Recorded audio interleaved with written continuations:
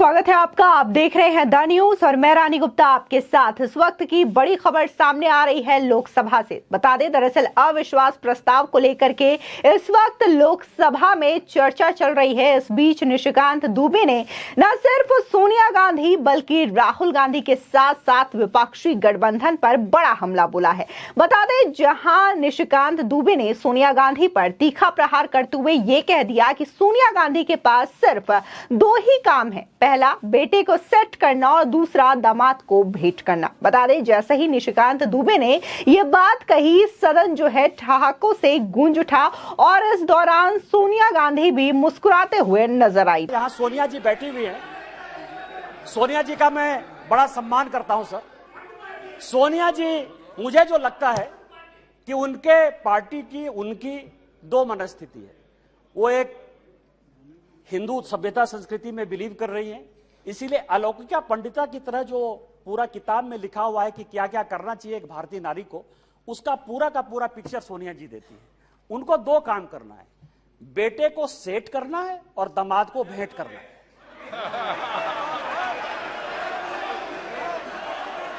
अरे जिसका नेम ले रहा है वो बोले ना, जिसका नेम ले रहा है वो बोले। ये लोग क्यों बोल रहे हैं? 2024 में आप लोग कोई वापस नहीं आइएगा, हम 400 सीट के साथ वापस आएंगे। इन्हीं शब्दों के साथ जय हिंद जय भारत। तो वही निशिकांत दुबे ने दूसरा हमला राहुल गांधी पर बोला। उनके मोदी सरनेम वाले सजा को लेकर के बोला। उनका कहना रहा कि मोदी सरनेम मामले में राहुल गांधी को सिर्फ और सिर्फ सजा पर स्टे मिली है, ना कि कोर्ट ने अपना जजमेंट दिया है। कहते हैं कि हम माफी नहीं मांगेंगे, हम सावरकर नहीं हैं।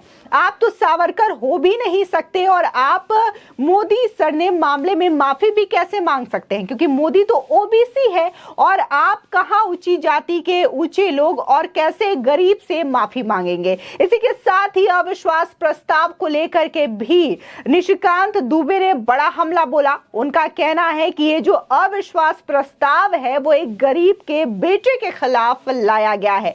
आपको बता दें कि एक के बाद एक कई सारे हमले करते हुए निशिकांत दुबे नजर आए, तो वहीं सदन में विपक्ष की ओर से काफी ज्यादा हंगामा उनकी बहस के दौरान भी देखने को मिला। आपको बता दें, इसी के साथ ही जिस तरीके से आज इंडिया अलायंस का गठबंधन हुआ है, जिसमें टीएमसी से लेकर के समाजवादी पार्टी, जेडीयू, आरजेडी और इसी के साथ ही तमाम पार्टियां शामिल है, इसको लेकर के भी निशिकांत दुबे ने हमला किया और उनका कहना रहा कि हर बार कांग्रेस ने इन तमाम पार्टियों को सताया है, लेकिन बीजेपी ने इनके साथ कभी भी कुछ नहीं किया। लेकिन आज ये तमाम लोग जो है वो कांग्रेस के साथ नजर आ रहे हैं।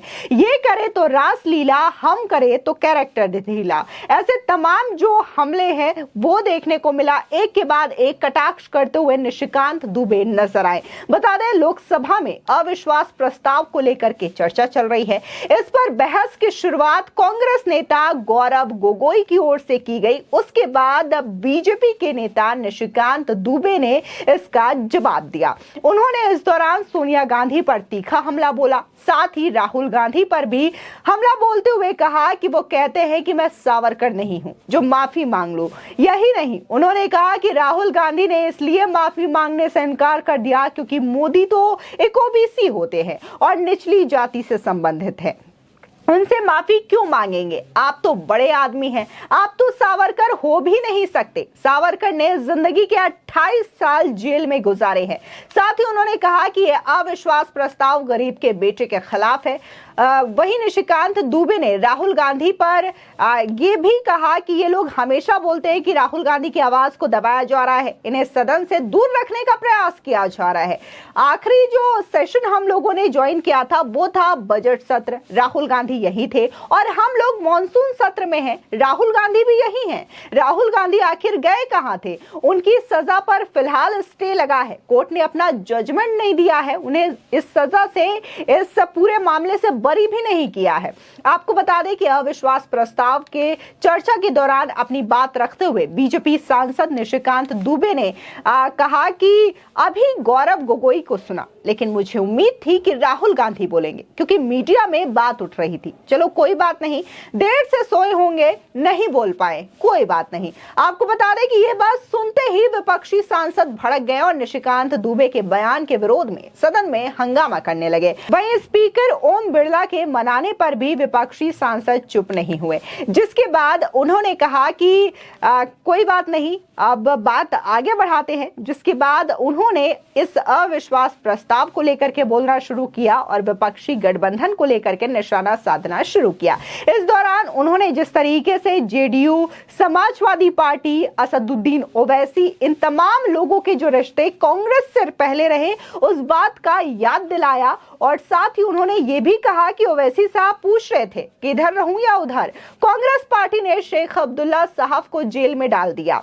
इसी के साथ ही निशिकांत दुबे ने यह भी कहा कि तमाम रवैये कांग्रेस पार्टी ने अलग अलग नेताओं के साथ अपनाए विपक्षी दलों के, इसके बावजूद आज वो कांग्रेस के साथ है। इसी को कहते हैं कि तमाम चीजें हो जाती हैं और इसके बावजूद ये लोग जो है वो बीजेपी पर ही आरोप मढ़ते रहते हैं। निशिकांत दुबे ने सोनिया गांधी पर भी बड़ा हमला बोला। उन्होंने कहा कि यहाँ सोनिया जी बैठी हैं, मैं उनका बड़ा ही सम्मान करता हूं। निशिकांत दुबे ने सोनिया गांधी पर यह कहा कि सोनिया जी के पास दो काम है, बेटे को सेट करना और दामाद को भेंट करना। जिसके बाद सदन ठहाकों से गूंज उठा और सोनिया गांधी भी मुस्कुराने लगी।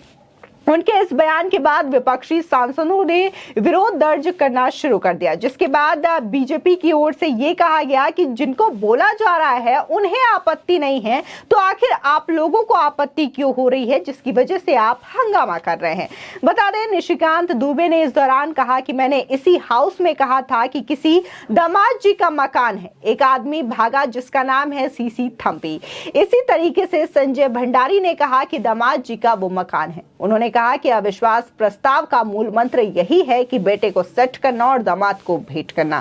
सीपीएम के जो पूर्व महासचिव प्रकाश करात साहब राय सिंघम के साथ उनके संपर्क थे। सीपीएम भी देशद्रोही पार्टी है। अगर हमने सीपीएम के साथ लड़ाई की तो आज तक समझौता नहीं किया, लेकिन इस कांग्रेस पार्टी को जिसने रोज जलील किया उसके साथ ही गठबंधन कर लिया। साथ ही उन्होंने यहाँ पर न्यूज क्लिक का भी जिक्र किया और ये कहा कि आज हम न्यूज क्लिक की बात करते हैं, उसके चाइनीज फंडिंग के कनेक्शन की बात करते हैं तो इनके पेट में दर्द शुरू हो जाता है, इनको बुरा लग जाता है। हम अभिषेक शर्मा का बात करते हैं या फिर रोहिणी सिंह की बात करें, इनको बड़ा ही बुरा लगता है। आखिर आपको इतना बुरा लगता ही क्यों है? आपके उनसे संबंध ही क्या है? इसी के साथ ही अविश्वास प्रस्ताव गरीब के बेटे के खिलाफ है, यह भी निशिकांत दुबे ने कहा। उन्होंने कहा कि उस आदमी के खिलाफ है जिसने लोगों के घर तक पानी पहुंचाया। जब द्रौपदी का चीरहरण हो रहा था तब सभी मौन थे। आज पीएम मोदी का चीरहरण करने की कोशिश की जा रही है। जैसे धृतराष्ट्र नहीं बचे, द्रोणाचार्य नहीं बचे, वैसे ही आप भी नहीं बचेंगे। निशिकांत दुबे ने अपने भाषण में यह भी कहा कि ना तो अर्जुन बचे और ना ही युधिष्ठिर बचे। इस दौरान निशिकांत दुबे ने न्यूज क्लिक का जिक्र करके भी कांग्रेस पार्टी पर हमला बोला। इसी के साथ ही निशिकांत दुबे ने अपने गृह राज्य की भी बात करी। उन्होंने कहा कि झारखंड सबसे ज्यादा माइंस और मिनरल्स वाला प्रदेश है, लेकिन सबसे ज्यादा बेरोजगारी पलायन यहाँ होता है। मैं जहाँ का सांसद हूँ, 75 साल में वहां के लोगों ने रेल नहीं देखी, आज वहां रेल है। उस रेल को देखने के लिए 5 लाख की भीड़ आई थी। ये लोग विकास की बात करते हैं। मैंने अपनी बहन को बीमारी के चलते खोया है, तब वहां अस्पताल नहीं हुआ करते थे। आज हमारी लोकसभा में एम्स है। इनका विरोध है कि जो गरीब के घर में चूल्हा जल रहा है, ये लोग उसी का विरोध कर रहे हैं। ये लोग इतना ज्यादा विकास मोदी कार्यकाल में नहीं देख पा रहे हैं, जिसकी वजह से लगातार विरोध करते हैं, लगातार मोदी सरकार के खिलाफ आरोप लगाते रहते हैं। आपको बता दें कि निशिकांत दुबे ने जिस तरीके से कांग्रेस पार्टी को लेकर के निशाना साधा, तमाम विपक्षी पार्टियों को भी याद दिलाई कि कांग्रेस किस तरीके का रवैया उनके साथ अपनाया करती थी। फिर चाहे वो मुलायम सिंह यादव हो, नीतीश कुमार हो, लालू प्रसाद यादव हो, ममता बनर्जी हो या फिर सीपीआईएम के नेता हो, डीएमके के नेता हो, इन तमाम लोगों का नाम लेते हुए उन्होंने ये याद दिलाया कि जो कांग्रेस उन्हें पल पल जलील करती थी, आज ये इंडिया अलायंस बनाते हैं और उन्हीं के साथ गठबंधन कर लेते हैं और अविश्वास प्रस्ताव भी ले आते हैं। फिलहाल इस खबर को लेकर के आपकी क्या राय है, हमारे कमेंट सेक्शन में जरूर बताएं। आगे की और भी अपडेट के लिए चैनल को सब्सक्राइब करना ना भूलें।